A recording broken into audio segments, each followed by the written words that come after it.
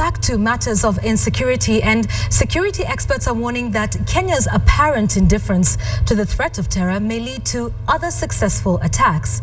The experts also feel that Kenyans never really learned from the mistakes of the terror attacks in 1998, 2002, and recently the Westgate attack. Our senior Coast reporter Ferdinand Omondi spoke to a security analyst who is set to train Kenyans on how to mitigate the threat of terror. 1998, a truck laden with explosives detonates at the U.S. Embassy. The targets, Americans. A staggering majority of the 212 who died were Kenyans. 2002, a terror attack on the Paradise Hotel in Kikambala, Mombasa. A car rammed through the hotel barriers and blew up at the reception. The targets were Israelis. 10 of the 13 who died were Kenyans. The country has suffered greatly from its perceived friendship with arch-enemies of terrorists, but security experts are worried that we have not learned. It's the business of Kenya to know, if I enter a relationship with an American, what are the risks? Mitigate the risk. If I enter right now a relationship with China, what is the implication 100 years down the road? The Westgate mall attack was the first aggression of that large magnitude targeting Kenyans directly, this as a result of Kenya's military incursion into Somalia.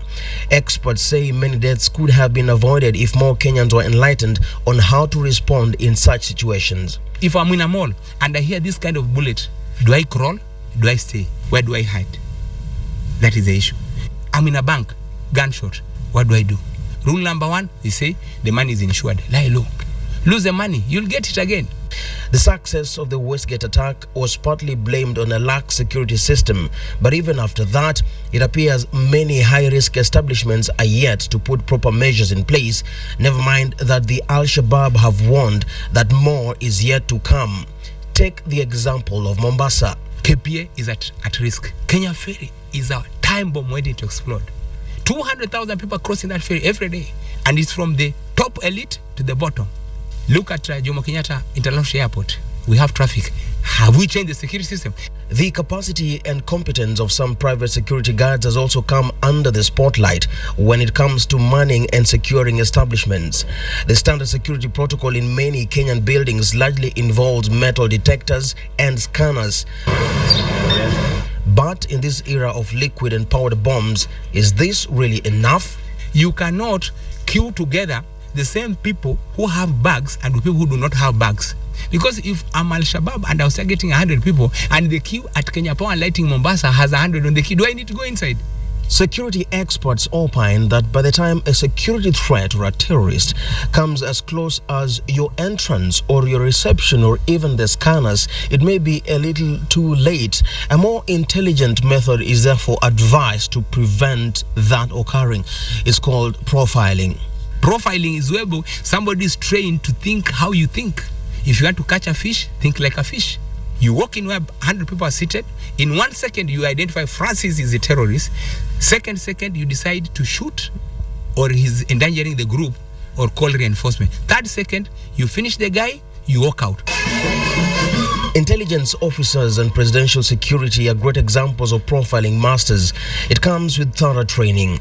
This training is now coming to Kenya for the ordinary Mwananchi.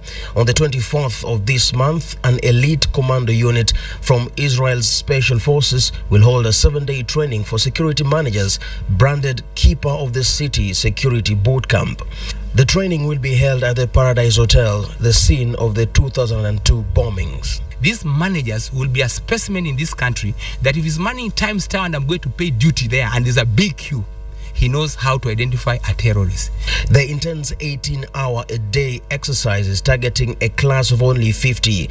Any security manager, from a bouncer at a local pub to the man in charge of a high-class mall, is encouraged to attend. They'll use this specimen hotel as a practical center on how it would have been stopped for 2002 not to happen.